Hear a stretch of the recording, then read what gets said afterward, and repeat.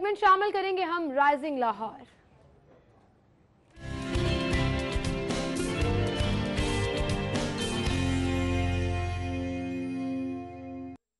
Rising Lahore में इस वक्त मेरे साथ स्टूडियो में एक ऐसी लड़की मौजूद है जिन्हें बाहिम्मत लड़की मैं कहूँगी। कुछ लोग ऐसे होते हैं जो अपनी डिसेबिलिटीज़ को अपनी क्वालिटीज़ बना लेते हैं और बहुत अच्छे तरीके से अपनी ज़िंदगी को मैनेज कर रहे होते हैं, और ना सिर्फ ज़िंदगी को मैनेज कर रहे होते हैं बल्कि मशलेरा बनते हैं उन लोगों के लिए, उनको दिखाते हैं कि हिम्मत और हौसला नहीं हारना चाहिए and you can achieve anything in the world. Zahra Abbas हमारे साथ मौजूद हैं जो कि मैट्रिक में गोल्ड मेडलिस्ट हैं, MBA किया उन्होंने, मेहंदी आर्टिस्ट भी हैं, ट्रेनिंग एंड मैनेजमेंट कंपनी में काम भी कर रही हैं और बचपन से ही डिफरेंटली एबल्ड हैं। उस तरह से जिस तरह हमें अल्लाह ताला ने 2 हाथ 2 पाँव दिए उस तरह से तो नहीं, लेकिन मेहनत की उन्होंने, हिम्मत दिखाई। गोल्ड मेडल जीतना कोई आसान काम नहीं था। इस पर हम बात करेंगे। अस्सलाम वालेकुम ज़हरा, क्या हाल चाल है? Thank you so much for coming. And यहाँ पर आपको बुलाकर अप्रिशिएट किया जा रहा है, उसका मेन पर्पज़ ये है कि एक मिसाल हैं आप कि हिम्मत नहीं हारनी चाहिए और आप यू कैन डू एनीथिंग अगर आप वो डिटर्मिन्ड हो उस चीज़ के लिए। एग्जैक्टली आप अगर अपनी अपॉर्चुनिटीज़ को और अपनी उन क्वालिटीज़ को जो आपके अंदर हैं, जिसके जो स्किल्स हैं, जिस पे आप जो आप कर सकते हैं, मैं बेसिकली इस पे बात करती हूँ कि रादर देन के सिर्फ उन चीज़ों पे जो आप नहीं कर सकते उस पे फोकस करें कि जो आप कर सकते हैं, तो आप बहुत सारी चीज़ें अचीव कर सकते हैं, बहुत सारी चीज़ों को कंपनसेट कर सकते हैं, बहुत सारे प्रॉब्लम्स को ओवरकम कर सकते हैं, क्योंकि कोई भी इंसान बेमकसद तो है नहीं यहाँ पर, और हर एक के साथ अल्लाह ने, और कुछ सबसे बड़ी बात ये होती है कि अल्लाह गलतियाँ नहीं करता, कभी भी ऐसा नहीं होता कि अल्लाह गलती कर दे। तो अल्लाह जिसको जिस तरह की भी फॉर्म में पैदा करता है उसके साथ वो बहुत सारी चीज़ें उसको ब्लेस्ड कर देता है उसके लिए। बात ये होती है कि सिर्फ थोड़ी सी हिम्मत की बात होती है कि आपको खुद से हिम्मत करनी है, आपको उस चीज़ को ओवरकम करना है, आपको अपनी लाइफ को खुद से डिज़ाइन करना है, अपना एक पाथवे डिसाइड करना है कि आपको क्या क्या करना है खुद से। बिल्कुल सही, और ये बड़ा मुश्किल काम भी होता हाँ, है। एग्जैक्टली। फैमिली वालों ने किस तरह से सपोर्ट किया? क्योंकि अक्सर हमें ये देखने में आता है कि फैमिली वाले ही डिस्करेज कर रहे होते हैं, वही डिस्करेज इस तरह से कि वो खुद ही इतना टूट चुके होते हैं कि वो उन्होंने क्या हिम्मत देनी और किस तरह से। एग्जैक्टली आपको बताऊँ, सबसे पहले जो सबसे बड़ी वॉर है वो पहले फैमिली की है। फर्स्ट जो है, जब आप कोई भी बच्चा इस तरह से पैदा होता है तो पहले तो उनको मसाइल जो उनको फेस करने पड़ते हैं, बच्चे को तो बाद में करने पड़ते हैं ना, जैसे वो बड़ा होता है, लेकिन उसके अंदर उनका बहुत एक वाइज डिसीजन होना चाहिए कि अब इसको सोसाइटी में हमने किस तरह से प्रेजेंट करना है। अगर वही उसको उस नज़र से देखना शुरू कर दें तो डेफिनेटली उसके अंदर वही चीज़ें इनबिल्ड होती जाती हैं और वो उसके अंदर एक लैक ऑफ कॉन्फिडेंस के साथ वो भी सोसाइटी को उस तरह से फेस नहीं कर पाता। तो डेफिनेटली मैं तो समझती हूँ कि मेरा तो 100% क्रेडिट जो है मेरे पेरेंट्स को जाता है, जो अभी भी मुझे कहीं जाना है तो सारा दिन के लिए प्लान करते हैं कि अच्छा इसको यहाँ पे पहुँचाना है और हर हाल में पहुँचाना है, वो नहीं फिर उसके बाद सोचते कि कितना ज़रूरी है कितना ज़रूरी नहीं है वहाँ पे जाना। तो डेफिनेटली उनकी वजह से है सब कुछ। बिल्कुल सही। अच्छा, मैट्रिक में आपने गोल्ड मेडल जीता और रिक्वायर्ड टाइम बेस जो है, विदाउट एनी हेल्पर आपने एग्जाम दिए। एग्जैक्टली मुझे उसमें इन बेसिस पे गोल्ड मेडल मिला था कि विदाउट हेल्पर मैंने अपनी एल्बोज़ के साथ आई यूज्ड टू राइट, और उतने ही टाइम पीरियड में मैंने अपने पेपर्स कंप्लीट किए जितने नॉर्मल, और उस चीज़ को फिर एक्नॉलेज किया शहबाज शरीफ ने, और मुझे उस बेसिस पे उन्होंने एज ए स्पेशल प्राइज़ जो है वो गोल्ड मेडल दिया। सो ये किसका डिसीजन था? आपने खुद से सोचा हुआ था कि अगर मैंने एग्जाम्स देने हैं तो खुद देने हैं, और बचपन से ही एजुकेशन का क्या प्रोसेस था कि जब मैंने स्कूल में भी एडमिशन लिया था तो उसमें काफ़ी मुझे प्रॉब्लम्स फेस करनी पड़ी मेरे पेरेंट्स को, मुझे, क्योंकि वो नहीं चाह रहे थे कि हम किसी और स्पेशल किसी स्कूल में इसको एडमिट कराएं, और उसके बाद फिर मतलब नॉर्मल स्कूल में मैंने एडमिशन लिया। तो उसमें वो जैसे जैसे मैंने स्टार्ट किया अपना लिखना, अपनी जर्नी, एकेडमिक जर्नी जो है वो स्टार्ट की, उसके अंदर ये था कि कुछ भी ऐसा नहीं था कि एक्स्ट्रा टाइम मुझे दे दें या आज असाइनमेंट इन बच्चों ने दिए कल मैं दे दूं, तो वो उस तरह से मेरी ट्रेनिंग उस तरह से होती गई। तो फिर वो उसी जब मैं वो भी जो स्कूल के पेपर्स थे वो भी उसी टाइम पे करती थी, तो मेरे लिए कोई बहुत नई चीज़ नहीं थी। ये तो सराउंडिंग फिर लोगों ने मुझे समझाया कि नहीं ये बहुत बड़ी बात है। हाँ, नहीं ऑब्वियसली ये बहुत बड़ी बात होती है। सो क्रिएटिविटी कहाँ से आई? मेहंदी आर्टिस्ट भी हैं आप, और बड़ी मैं शुरू से फाइन आर्ट्स का, मैं बेडशीट्स को देख के, कर्टन्स को देख के, इसको देख के मैं ड्राइंग करती थी बहुत बचपन में। अच्छा। तो उसको देख देख के मतलब मुझे बहुत शौक ऐसे ही ना, मतलब کوئی میں نے اسپیسیفک اس کی ٹریننگ نہیں لی ہے. کچھ لوگ کہتے ہیں آپ نے فائن آرٹس کو پرسو کیوں نہیں کیا, کریٹو سائڈ پر کیوں نہیں؟ فائن آرٹس کو بھی وہ سائڈ بائی سائڈ ہم کر سکتے ہیں اسی طرح, لیکن ایک اوتھینٹک میرا شوق تھا کہ کچھ نہ کچھ بزنس میں اور بزنس اسٹڈیز میں کچھ کروں, تو پھر میں اس کی طرف. لیکن فائن آرٹس تو ایک ایسا ہے کہ آپ سائڈ بائی سائڈ, جیسے رائٹنگ اسکلز ہیں آپ کی, یہ تو آپ کی ایک ایسی ان بلڈ آپ کے اندر اسکلز ہیں نا, آپ کبھی بھی اس کو, ہاں ایگزیکٹلی, آپ کبھی بھی اس کو کسی بھی طرح سے اس کو کر سکتے ہیں. بالکل صحیح. ایم بی اے کمپلیٹ کیا آپ نے اور اس کے بعد جاب کا مرحلہ آیا, کتنی مشکلات آئیں؟ مشکلات مجھے ایکچولی سیمل اسٹیپ بائی اسٹیپ ہر ایک فیز میں ڈفرینٹ پرابلمس کو فیس کیا میں نے. یعنی کہ صرف جاب ڈھونڈنے میں, وہی جیسے ایک جرنی اسٹارٹ ہوتی ہے ایڈمیشن سے لے کے اب تک جاب تک, ایک ڈفرینٹ ایک اسٹوریز ہیں, ہر فیز کی ایک ڈفرینٹ اسٹوریز ہیں نا.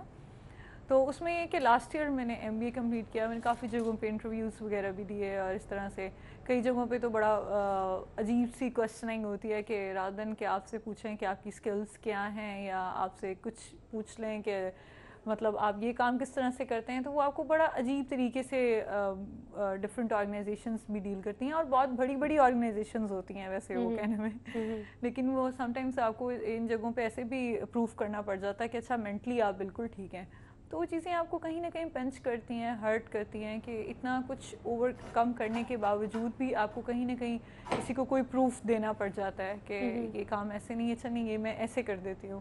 تھوڑا سا اس میں ہمیں ایکسیپٹنس کی بات ہوتی ہے سوسائٹی میں, جو ہمارے یہ بہت زیادہ ایشو ہے, وہ کسی بھی فارم میں ہو, چاہے کسی ایز اے گرل کسی کو ایکسیپٹ کرنا ہے, ایز اے امپلائی کسی کو ایکسیپٹ کرنا ہے, یا آپ کو ویسے ایز اے ہیومن بینگ کسی کو ایکسیپٹ کرنا ہے, کیونکہ ہم نے پہلے سے ایک مائنڈ سیٹ بنا لیا نا کہ یہ بندہ ہم سے ڈفرینٹ ہے, تو ہم بس اسی مائنڈ سیٹ کے ساتھ چلتے ہیں. تو اس کے بعد جب پھر میں نے پاسبلٹیز میں انٹرویو دیا, کیسر عباس جو ہیں موٹیویشن اسپیکر بھی ہیں, کارپوریٹ ٹرینر بھی ہیں, انہوں نے خود سے میرا انٹرویو کنڈکٹ کیا, اور انہوں نے بالکل ایک نیکسٹ الگ لیول پہ انٹرویو میرا لیا. اس پہ کوئی میرے یہ نہیں کہ گھر جا کے میں سوچ رہی ہوں کہ کوئی میں ڈسکریج ہو گئی ہوں, مینٹلی ڈسکریج ہو گئی ہوں کہ کیا. اور وہاں پہ اس طرح کا میرا ہے ورک انوائرمنٹ کہ ہر بندہ میرے لیے پین لے رہا ہے کہ تم یہ نہیں یہ کرو, یہ نہیں یہ کرو, یہ تمہارے لیے بیٹر ہے, نہیں یہ بھی تمہارے لیول کا کام نہیں ہے. تو میں سمجھتی ہوں کہ میرے لیے بڑی خوش قسمتی ہے یہ چیز کہ اس طرح کا ورک انوائرمنٹ آپ کو ملے, اتنا انکریجنگ اور وہی بات آ جاتی ہے نا سوسائٹی میں, جہاں پر بہت سے لوگوں کے لیے ایکسیپٹنس آسان نہیں ہوتی, وہاں پر ہی بہت سے لوگ موٹیویشنل ہوتے ہیں, ایکسیپٹ کرنے کے ساتھ ساتھ آپ کو موٹیویٹ بھی کر رہے ہوتے ہیں, انکریج بھی کر رہے ہوتے ہیں. امپورٹنٹ جو چیز ہوتی ہے اس میں یہ ہوتی ہے کہ چیزیں پیرلل چلتی ہیں نا. اللہ کبھی بھی کوئی بھی ایک سائڈ جو ہے وہ اس کا ویٹ زیادہ نہیں کر دیتا. آپ کو لوگ اچھے بھی ملتے ہیں, لوگ برے بھی ملتے ہیں, وہ ایک دوسرے کے ساتھ وہ ہو جاتے ہیں, نیوٹرل ہو جاتے ہیں نا. تو سب سے جو بڑی چیز ہوتی ہے وہ آپ کی اپنی ایک ہمت ہوتی ہے. سب سے پہلے آپ کو خود ہمت کرنی پڑتی ہے, خود آپ کریں گے تو پھر وہی چیزیں آپ آپ کی جرنی میں آپ کو اچیو ہوتی جائیں. بالکل صحیح. اچھا ڈسکریج تو ہوئی ہوں گی بہت دفعہ, ڈسہارٹ بھی ہوئی ہوں گی, بیکاز ہیومن بینگ ایموشنلی آپ بہت زیادہ اسٹریسڈ آؤٹ بھی ہو جاتے ہو اکثر, تو اس میں پھر آپ how do you overcome that? اس میں یہ ہوتا ہے کہ ابھی بھی ڈیلی بیسس پہ بھی کئی دفعہ آپ کسی نہ کسی جگہ پر کوئی اس طرح کی بات ہو جاتی ہے, یا کوئی اس طرح کا آپ ایکسپیرینس دیکھ لیتے ہیں, ایکسپیرینس کر لیتے ہیں کسی چیز سے, تو آپ ڈی موٹیویٹ ہو جاتے ہیں. جب آپ تھوڑا سا آپ کو پتہ ہوتا ہے کہ کچھ ہمارے ملک میں لیک آف فیسلٹیز کی وجہ سے مجھے کمپیریٹیولی زیادہ محنت کرنی پڑتی ہے as compare to normal human being, وہ کہیں نہ کہیں چیزیں آپ کو پنچ کر رہی ہوتی ہیں. اور میری جرنی تو اس طرح کی ہے کہ یہ آن گوئنگ جرنی ہے, یہ کبھی بھی کمپلیٹلی اوور کم کسی بھی ایج گروپ میں نہیں ہو سکتی. اس کے جو پرابلمس ہیں اس کو یہ وہی رہیں گے نا, مطلب چاہے میں کسی بھی اسٹیٹس پہ کیوں نہیں ہوں, لیکن جو مجھے میری بیسک جو میری روٹین ہے, یا جس طرح سے میں مینیج کر رہی ہوں اپنی لائف کو, اپنی ذات کو, وہ تو مجھے اسی وے میں کرنا ہے, ہر ایک سٹیج پر اسی جگہ پر کرنا ہے. تو اس میں یہ ہوتا ہے کہ جب میں سوچتی ہوں کہ نہیں اچھا نہیں شاید یہ اس کے بعد کچھ اور ہے, اس کے بعد کچھ اور ہے, کیونکہ جتنی انٹینس پرابلم ہوتی ہے مجھے سے میرا اتنا اسٹرانگ بلیو ہے اتنا ہی اس کا اینڈ رزلٹ جو ہے نا بہت امیزنگ ہوتا ہے. لیکن اس کے لیے یہ ہے کہ آپ کو خود نہیں ڈسکریج ہونا, آپ کو خود سے ڈیسائیڈ کرنا ہے, پہلے اپنے گول اورینٹیڈ ہونا ہے کہ آپ کو کیا کرنا ہے, آپ کو اپنا پاتھ جو ہے وہ کلیئر نظر آنا چاہیے. وہ کہیں نہ کہیں چیزیں آپ کو موٹیویٹ کرتی ہیں. جب آپ اپنے پیرنٹس کی اسٹرگل اتنی دیکھتے ہیں کہ مجھے وہ بہت موٹیویٹ کرتا ہے, سب سے زیادہ مجھے وہ موٹیویٹ کرتا ہے. پھر آپ کو ہوتا ہے کہ ان کے لیے اٹھنا ہے, میں ان کہتی کے ہوں لیے کہ نہیں, کرنا. یہ رائے اچھا, ایسے لوگوں کے لیے بہت دفعہ کہا جاتا ہے کہ کاؤنسلرس کی ضرورت ہے اور کاؤنسلنگ کی ضرورت رہتی ہے. میں آپ سے یہ نہیں پوچھنے والی کہ آپ نے کبھی کاؤنسلنگ کی ہے یا نہیں کی. آپ کی باتوں سے مجھے اندازہ ہو رہا ہے کہ آپ خود ہی اپنی کاؤنسلر ہیں, لیکن آپ بہت سے لوگوں کے لیے کاؤنسلر بن سکتی ہیں, بہت سے لوگوں کے لیے آپ مشعل راہ ہیں. میں ایکچولی کوچنگ پروگرام کر رہی ہوں. ہم کیسر عباس کے ساتھ کر رہے ہیں کوچنگ پروگرام, جس کے تھرو ہم کوچنگ کرتے ہیں نا, 1-to-1 کوچنگ ہوتی ہے. اس میں تھوڑا سا ڈفرینس ہوتا ہے, کاؤنسلنگ سے تھوڑا سا ڈفرینس ہوتا ہے. تو اس میں بھی میں نے ابھی سرٹیفکیشن مطلب ان پروسیس ہے جو میں ان سے لے رہی ہوں. تو اس میں ڈیفینیٹلی میں لوگوں کی کوچنگ کرتی ہوں اور بہت امیزنگ ان کے وہ ہوتے ہیں ویوز. سم ٹائمس ہوتا ہے لوگوں کے اندر بہت چھوٹا سا فالٹ ہوتا ہے, تو وہ پہلے تو ہیسٹیٹ کرتے ہیں مجھے بتاتے ہوئے کہ اچھا اس کو ہم کیا بتائیں کہ یہ تو بہت چھوٹا سا پرابلم ہے اور یہ ہمارے سامنے بہت ہنستی ہوئی اور ویسے ہمیں کوچ کرے گی. تو اس میں ڈیفینیٹلی میں کر رہی ہوں, کام کر رہی ہوں, اور میں چاہتی ہوں کہ لوگ اس اسٹیٹ آف مائنڈ سے بالکل باہر نکلیں. بالکل صحیح کہا آپ نے, اور صرف ان لوگوں کے لیے نہیں, آپ تمام لوگوں کے لیے ایک ڈٹرمنیشن کی وہ جو جسے کہتے ہیں نا کہ ایک لا جلانے کی کوشش اگر آپ کریں تو لوگوں کو بہت زیادہ موٹیویٹ کر سکتی ہیں آپ. زہرا, یہی سے ہم بات کا سلسلہ آگے بڑھائیں گے, لیکن دوسری جانب ناظرین آپ کو بتائیں گے جنرل ہسپتال میں اس وقت ینگ ڈاکٹرز ایسوسی ایشن کی جانب سے پریس کانفرنس کی جا رہی ہے. سوائے دھوکہ دہی, فراڈ اور بیک آؤٹ کرنے کے علاوہ کچھ بھی پازیٹیو مذاکرات نہیں کیے تو میں ایک دفعہ پھر ریپیٹ کرتے چلوں کہ ہماری تمام تر ڈیمانڈز, ہمارے تمام تر مطالبات یہ جو ہے وزیر اعلیٰ پنجاب میاں شہباز شریف سے ہے. ہم ابھی جو مذاکرات کریں گے, ہم جو ابھی ڈیمانڈز کریں گے, ہم کسی بھی صورت میں اس بیوروکریسی کے ساتھ, کسی بھی قسم کے اس سیکٹری کے ساتھ, اس ایڈیشنل سیکٹری کے ساتھ کسی بھی قسم کے کوئی مذاکرات نہیں کریں گے. ہماری سب سے پہلی ڈیمانڈ, ہمارا سب سے پہلا مطالبہ میاں شہباز شریف سی ایم پنجاب سے یہ ہے کہ ڈسٹرکٹ ہیڈ کوارٹر کے لیول پہ جلنے والے مریضوں کے لیے برن یونٹس بنائے جائیں, دل کے مریضوں کے لیے کارنی کیئر یونٹس بنائے جائیں, اور جو سیریس مریض ہیں, کسی بھی وجہ سے سیریس مریض آتے ہیں, چاہے وہ روڈ ایکسیڈنٹ کی وجہ سے آتے ہیں یا کسی اور مرٹیلٹی کی وجہ سے یا ماربیڈیٹی کی وجہ سے داخل ہوتے ہیں, تو ان کے لیے انٹینسیو کیئر یونٹس ہر ڈسٹرکٹ ہیڈ کوارٹر لیول پہ بنائے جائیں, تاکہ وہ قیمتی جانیں جو سہولیات کے فقدان کی وجہ سے نہیں بچتی یا وہ ڈیتھ جو سہولیات کے فقدان کی وجہ سے ہوتی ہیں, ان قیمتی جانوں کو یہ پراپر برن یونٹس, آئی سی یوز اور سی سی یو بنا کے ان کی قیمتی جانیں سیو کی جائیں. ریسنٹلی آپ سب لوگوں کو پتہ ہے احمد پور شرقیہ میں ایک انسیڈنٹ ہوا, ایک سانحہ تھا, ساری قوم رنجیدہ ہے, ینگ ڈاکٹرز بھی رنجیدہ ہیں, آپ لوگ بھی رنجیدہ ہیں. اس میں مور دین 200 جو ہے ڈیتھس واقع ہوئی, مور دین 250 کے قریب ڈیتھس واقع ہوئی. تو اس میں یہ سمجھتا ہوں, آپ لوگوں کو بھی پتہ ہے, ہم یہ ینگ ڈاکٹرز یہ سمجھتے ہیں کہ جو 200 سے زائد اموات ہوئی ہیں وہ ان کی تعداد بہت ہی حد تک ان کی تعداد میں کمی واقع ہو سکتی تھی اگر پنجاب بھر میں فنکشنل برن یونٹس ہوتے. اور ہم یہ سمجھتے ہیں کہ جو 200 سے زیادہ اموات ہوئی ہیں وہ برن یونٹس نہ ہونے کی وجہ سے ہے. اور وہ برن یونٹس کیوں نہیں ہے؟ کیونکہ ہمارا جو سیکٹری ہیلتھ ہے ایک نان ٹیکنیکل آدمی ہے, ایک انجینئر ہے. اگر کوئی ہیلتھ پروفیشنل سیکٹری ہوتا, اس کا کوئی ویژن ہوتا, تو آج پنجاب بھر کے ڈسٹرکٹ ہیڈ کوارٹر لیول پہ برن یونٹس ہوتے.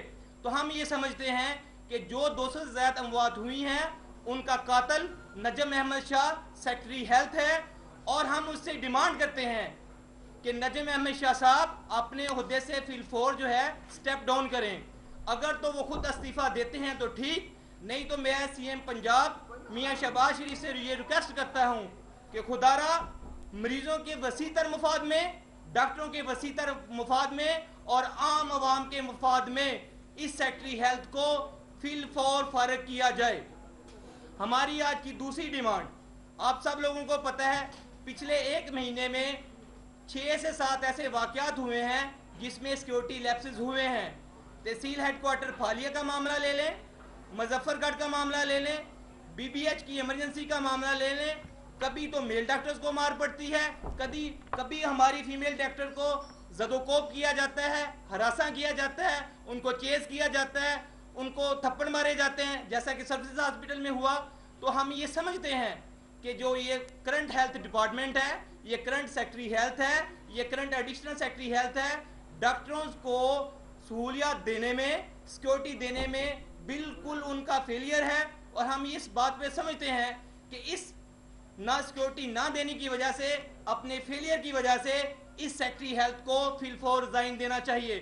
اور ہماری اس کے ساتھ ساتھ سی ایم پنجاب سے یہ ڈیمانڈ ہے کہ ہاسپٹل کو zero tolerance security zone declare کیا جائے جیسا کہ 2012 کے سرور اسٹرکچر میں تھا. اور ہم یہ ڈیمانڈ کرتے ہیں حکومت وقت سے, حکومت پنجاب سے, کہ ایسا بل لایا جائے, اسمبلی سے منظور کروایا جائے, سیکورٹی لیجسلیشن کی جائے کہ اگر کوئی بھی بندہ ہاسپٹلز میں آ کے مار توڑ کرتا ہے, ڈاکٹروں کو مارتا ہے, عملے کو مارتا ہے, سرکاری عملہ کو نقصان پہنچاتا ہے, تو اس کے خلاف ایک ایکٹ کے تحت, ایک آرڈیننس کے تحت کارروائی کی جائے. ہماری جو آج کی تیسری ڈیمانڈ یہ ہے کہ آپ سب لوگوں کو پتہ ہے, میڈیا والے گواہ ہیں, ہر بندے کو ایک کامن سینس ہے, شعور ہے کہ پنجاب کے لاہور کے ہاسپٹلز ہوں یا پیریفیری کی ہاسپٹلز ہوں, اسپیشلسٹ ڈاکٹرز کی پہلے ہی کمی ہے. اس بات سے آپ بھی ایگری کریں گے. نہ ہمارے پاس کارڈیالوجسٹ این ایف میں ہیں, نہ ہمارے پاس پلمونالوجسٹ ہیں, نہ گائنیکالوجسٹ ہیں, نہ ہمارے پاس چائلڈ اسپیشلسٹ اس تعداد میں ہیں. ناظرین, جنرل ہسپتال میں ینگ ڈاکٹرز ایسوسی ایشن کی جانب سے پریس کانفرنس کی جا رہی ہے جو کہ آپ براہ راست ملاحظہ کر رہے تھے. اور زہرا, ٹائم ہمارے پاس بالکل ختم ہو گیا. Well, thank you so much for coming and good luck for everything. And I really hope اللہ تعالیٰ آپ کو ہمت دے, حوصلہ دے, اسی طرح سے آپ اپنی زندگی کو آگے لے کر چلیں اور بہت سے لوگوں کے لیے ہمت خود بھی باندھیں اور دوسرے لوگوں کو بھی ہمت سکھائیں. بہت شکریہ آپ کا, آپ کی تشریف.